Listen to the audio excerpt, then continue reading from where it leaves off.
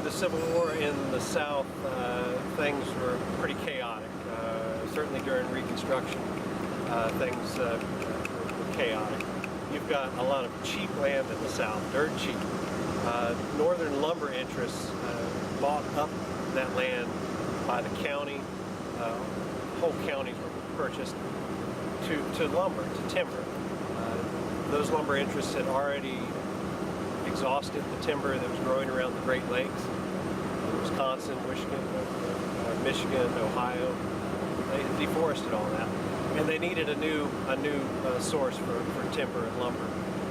So they bought up all that land.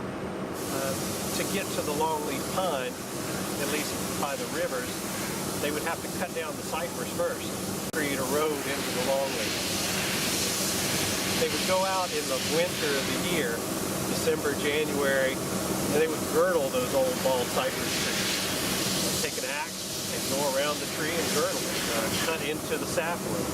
What they're trying to do is, one, to drain the water out of the trees, and two, to disallow the tree from sucking up any more water up the sapwood. They were doing this to decrease the weight of the tree. If they didn't do that, every last one of those cypress trees would sink to the bottom. And so they would go back after a year and then cut those trees down and float them down river to waiting sawmills.